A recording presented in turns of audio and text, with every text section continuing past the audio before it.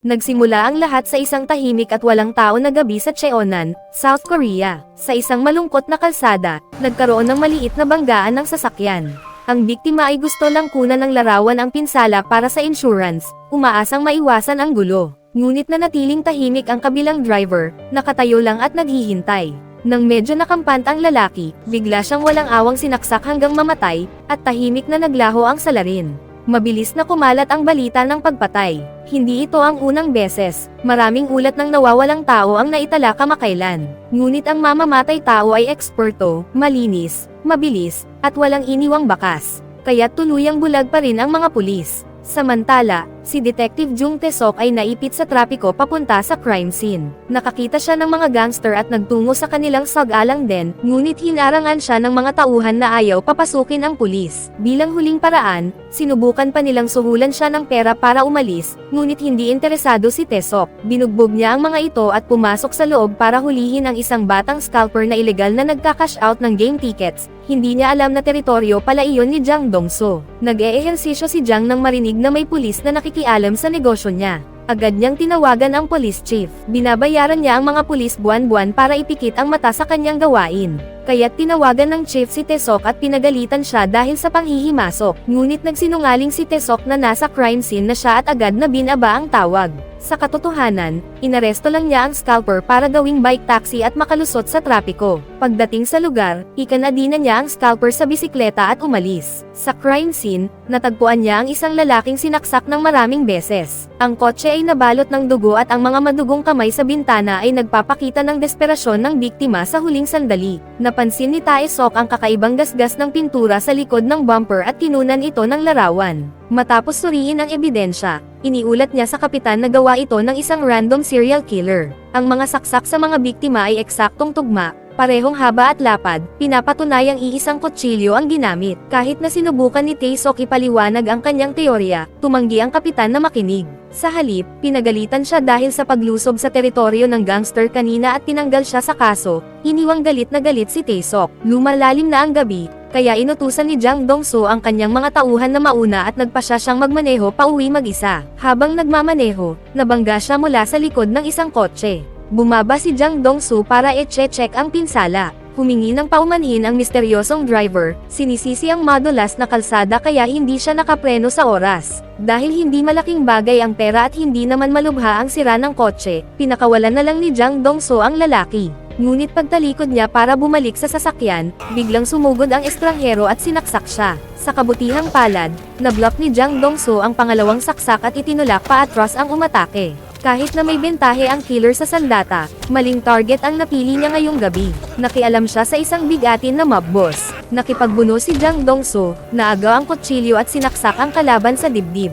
Nang mapagtanto ng killer na dehado siya, agad siyang bumalik sa kotse, sinagasaan si Jang Dong-soo para makatakas, at mabilis na tumakas. Dahil sa matinding pagdurugo, dumugo si Jang Dong-soo sa gitna ng kalsada. Mabuti na lang at nakita siya ng isang dumadaan at agad siyang dinala sa emergency room. Nang marinig ang balita, inakala ng kanyang gang na gawa ito ng karibal na mob. Galit na galit, naglunsad sila ng brutal na bigla ang pag-atake sa mga kalaban, na lubos na ikinagulat ng mga ito. Samantala, nagtago ang misteryosong killer sa gubat at tinahi ng stapler ang sugat sa kanyang dibdib. Dahil nabigo siyang patayin si Jang Dong-soo, naghanap siya ng panibagong biktima para ipagpatuloy ang kanyang killing spree. Sa ospital, nakaligtas si Jang Dong-soo sa kritikal na sandali at nagising. Iniulat ng kanyang tauhan ang ginawang pagganti, ngunit sinabi ni Jang Dong-soo na hindi iyon gawa ng karibal na gang. Batay sa galaw ng kalaban, agad niyang nakilala na hindi ito basta street thug. Isa itong kalkuladong killer. Mabuti na lang at na-chini-check ni Jang Dong-soo ang plaka ng kotse bago siya nawalan ng malay.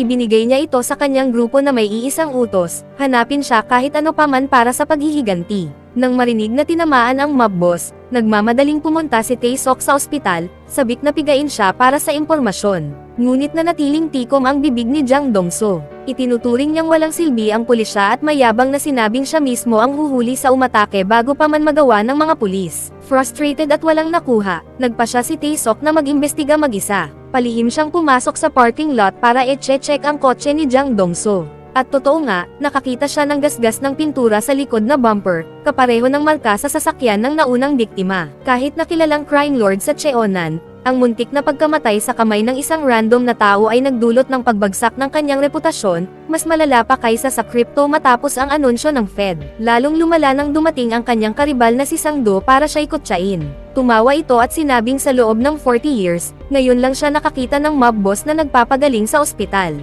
Humingi pa siya ng kompensasyon para sa teritoryong nasira at bayarin sa ospital ng kanyang mga tauhan. Bago umalis, nagdagdag pa siya ng insulto, "Kung ako ikaw, masyado na akong nahihiya para ipakita ang mukha ko." Samantala, nakiusap si Tae-sok sa chief na hayaan siyang hawakan ang kaso, ipinapakita ang kanyang teorya. Ngunit hindi pa rin siya pinaniwalaan at muling pinalayas. Kinagabihan, nagpatuloy ang pagdanak ng dugo. Inambus ng killer ang isang truck driver at tinangay ang sasakyan. Ngunit sa loob, may natutulog na pasahero sa likod. At alam na natin kung ano ang kasunod.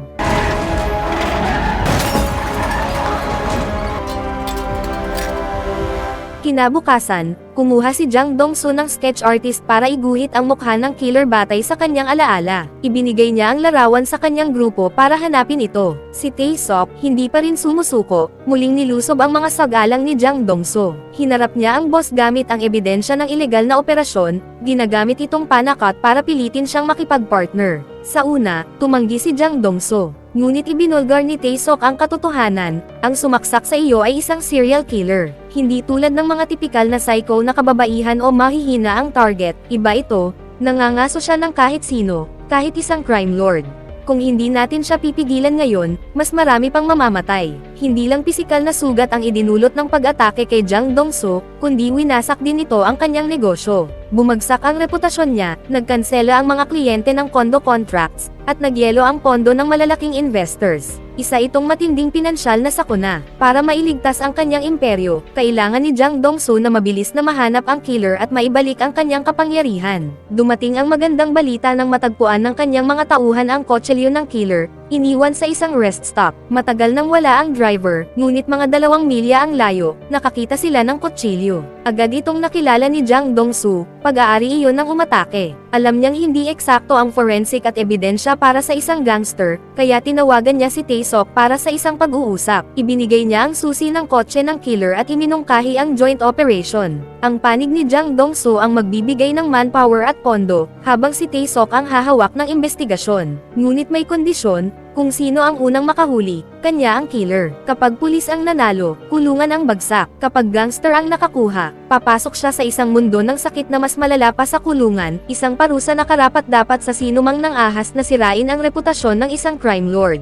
Sumang-ayon si Tae-sok, dinala niya ang sketch at ebidensya pabalik sa istasyon, bumuo ng maliit na grupo kasama ang 2 pinagkakatiwalaang kasamahan para manatiling tahimik ang operasyon. Samantala, para masiguro na walang sagabal sa investigasyon, gumawa ng malupit na hakbang si Jang Dong-soo. Inutusan niya ang kanyang mga tauhan na tapusin si Sang-do gamit ang kutsilyong nakuha nila mula sa killer. Nang magsagawa ng investigasyon ang pulisya, natagpuan nila ang kutsilyo na sinadyang iwan. Nagalit ang police chief, lalo na't natigil ang buwan ng suhol mula kay Sang-do. Kaya inutusan niya ang team na lutisin ang kaso sa kahit anong paraan. Kinumpirma ng forensic na ang DNA sa kutsilyo ay tumutugma sa serial killer. Ngunit agad na chini-check ni Tae-sok ang koneksyon. Alam niyang si Jang Dong-soo ang nakahanap ng kutsilyo. Nang matanto niyang setup ito, agad siyang sumugod para harapin ang mob boss. Sinubukan niyang pilitin na magkumpisal si Jang Dong-soo, ngunit siya mismo ang nadurog sa kamay ng boss. Kalma lang na inamin ni Jang Dong-soo na siya ang pumatay kay Sang-do,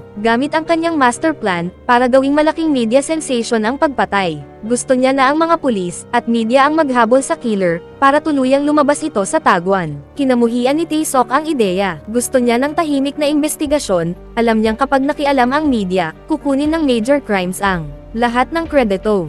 At totoo nga, naging #1 trending topic sa lungsod ang pagkamatay ni Sang-do. Umabot ang balita sa tunay na killer, at galit na galit siya. Dahil nawalan siya ng kutsilyo sa rest stop, hindi siya makapagtrabaho. At ngayon, may gumagamit ng kanyang estilo bilang copycat. Sa lamay ni Sang-do, dumating mismo ang killer. Alam niyang si Jang Dong-soo ang kumikilos sa likod ng lahat, ngunit hindi siya naroon para magbigay galang. Palihim siyang nag-abot ng sulat sa kanang kamay ni Sang-do, nililinaw na hindi siya ang pumatay sa boss. Nang mabasa ang sulat, nagkaroon ng liwanag sa isip ng tauhan, napagtanto niyang hindi ang killer ang tumapos kay Sang-do, kundi si Jang Dong-soo mismo. Samantala, para sa killer, tuloy lang ang kanyang madilim na gawain. Bumili siya ng bagong kutsilyo sa tindahan, handang ipagpatuloy ang kanyang krimen. Kinabukasan, nagkita sina Jang Dong-soo at Tae-sok para inspeksyonin ang kotse ng killer at maghanap ng ebidensya. Ngunit bigla silang inambus ng grupo ni Sang-do, pinalibutan mula sa lahat ng panig, uhaw sa dugo at paghihiganti. Nagsimula ang brutal na bakbakan.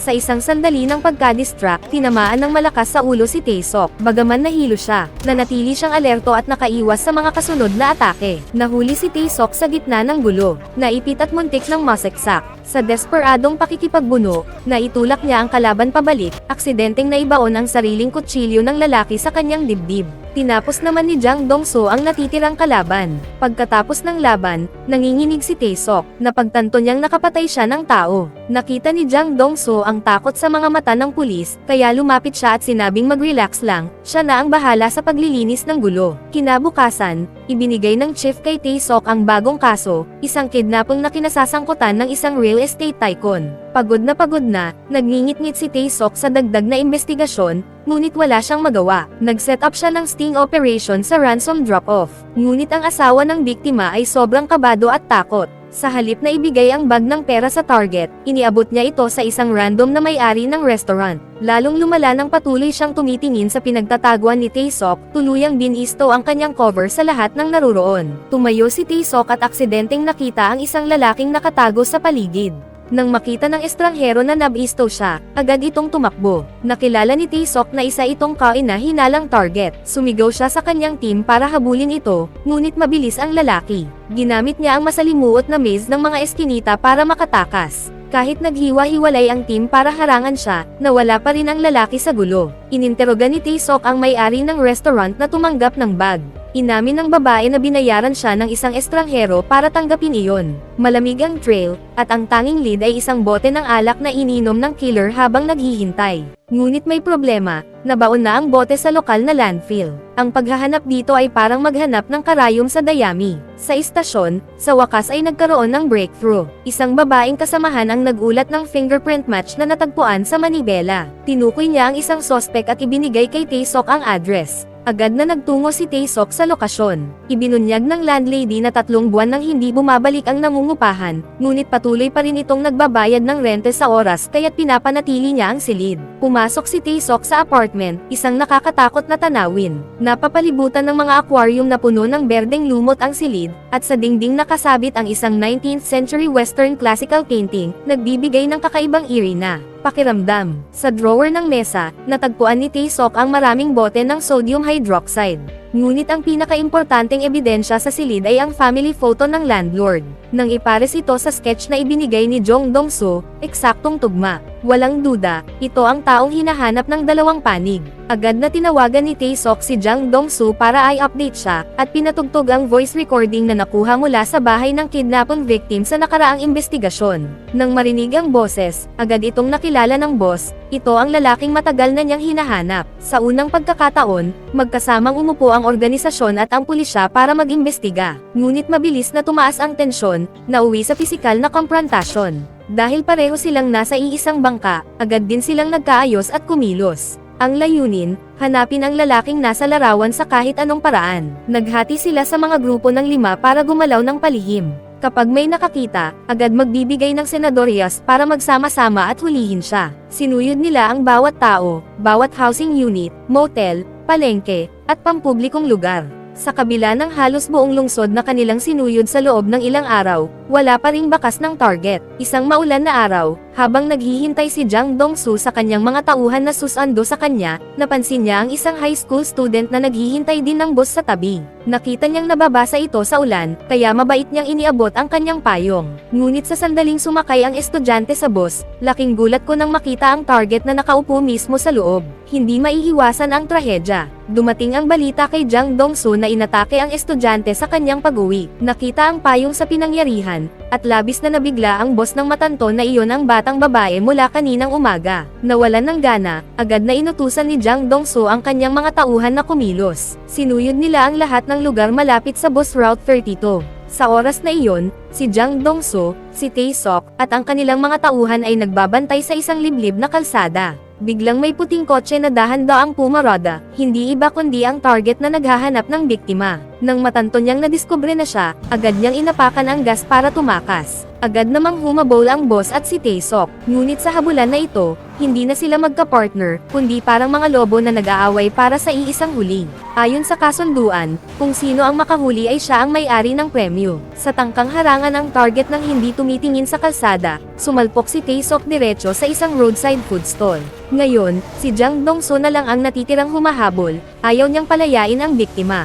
Sa isang intersection, hindi inaasahan, nagsalpukan ang tatlong kotse. Ngunit nang madali nilang lapitan ang sasakyan, nakatakas na ang sospek. Agad silang naghabol, ngunit nahirapan dahil nakalusot ito sa madidilim na eskinita. Si Oh-sang ay agad na tinamba ng target nang tumakbo siya sa madilim na daan. Sinundan ni Jang Dong-soo ang bakas hanggang sa isang karaoke bar. Kahit sinuyod niya ang mga kwarto, hindi niya makita. Bigla niyang napansin ang dalawang babae na takot na takot. Alam niyang nasa restroom ang target. Agad niyang sinipa ang pinto at pinigilan ito. Nagpakawala siya ng mga suntok na sobrang lakas, nabasag pa ang pinto. Dahil sa matinding pinsala, hindi na nakalaban ang sospek. Opisyal na kay boss na ang premyo. Hindi nakalimot si Jang Dong-soo na tawagan si Tae-sok para ibalita ang tagumpay, bagay na ikinagalit ng pulis. Agad namang tinawagan ni Tae-sok ang kanyang team para hanapin si Jang Dong-soo. Ang sospek ay tunay na hindi matino, kahit ngayon, nakangiti pa rin ng maliwanag. Habang naghahanda si Jang Dong-soo na magbigay ng sarili niyang hustisya, mabilis na sumugod si Tae-sok at binangga ng kanyang kotse si Jang Dong-soo, dahilan para mawalan ito ng malay agad.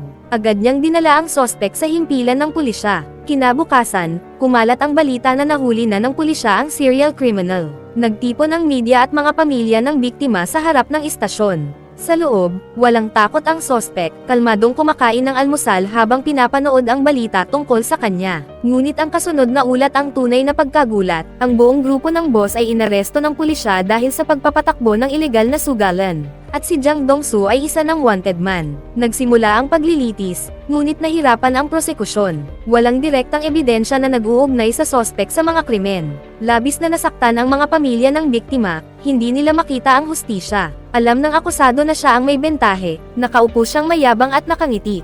Kahit ang kutsilyo ay walang silbi kung walang patunay ng pagmamay-ari. Ang huling pag-asa para mapako ang kriminal ay ang nag-iisang biktima na nakaligtas sa atake na tumayong saksi. At ang saksi na iyon ay walang iba kundi si Jang Dong-soo. Ngayon, para maintindihan kung bakit siya ay wanted man ngunit naroon pa rin sa paglilitis, kailangan nating bumalik sa nakaraang gabi. Sinundan ni Tae-sok si Jang Dong-soo, galit na galit dahil nasira ang kanyang operasyon at naaga ang premyo. Paulit-ulit na sinuntok ni Jang Dong-soo ang detective, ngunit inilabas ni Tae-sok ang recording kung saan inamin ni Jang Dong-soo na siya ang tumapos kay Sang-do. Ginamit niya itong panakot, kapag kumalat ito, pareho silang babagsak. Si Jang Dong-soo para sa krimen, at si Tae-sok para sa pakikipagsabuatan sa underworld. Dahil sa desperasyon, nakiusap ang pulis kay Jang Dong-soo na isuko ang sarili at tumstigo, kung hindi, makakalaya ang target. At iyon ang dahilan kung bakit naroon si Jang Dong-soo sa korte ngayon. Para simulan ang pagpapatunay ng kanyang kaso, hinubad ni Jang Dong-soo ang kanyang damit, itinuro ang mga peklat habang inilarawan ang sandali ng pag-atake. Pinilit din niyang hobarin ni Kyung-ho ang kanyang damit, at lumitaw ang peklat sa kaliwang dibdib kung saan siya tinamaan ni Jang Dong-soo. Pagkatapos, inilabas ni Jang Dong-soo ang isang papel, ang sulat na ipinadala ng target sa tauhan ni Sang-do, na nagsasabing hindi siya ang pumatay kay Sang-do. Ngunit sa huli, nauwi ito sa pagtanggap ni Jang Dong-soo ng habang buhay na sentensya, dahil umamin siyang siya ang tumapos kay Sang-do upang masiguro ang pagkakakulong ng target. Nagbunga ang sugal, opisyal na nahatulan ng kamatayan si Kyung-ho. Dahil sa tagumpay ng investigasyon, nakatanggap ng malaking promosyon ang team ni Tae-sok. Samantala, si Jang Dong-soo ay halos mawalan ng lahat. Inaresto ang kanyang grupo, at ang kanyang tapat na kanang kamay ay napatay ng target. Kaya ang pagpapakulong sa sarili ay bahagi ng kanyang plano. Nais niyang parusahan si Kyung-ho bago pa man siya bitayin ng estado. Ngunit marahil, hindi na maghihintay si Jang Dong-soo sa batas, balak niyang siya mismo ang maging berdogo. Mag-subscribe na kung hindi ka pa nakasubscribe. Pindutin na rin ang notification bell at like button para sa marami pang Asian Drama PH recap katulad nito at mag-iwan ng comment down below. Kita-kits tayo sa susunod na recap.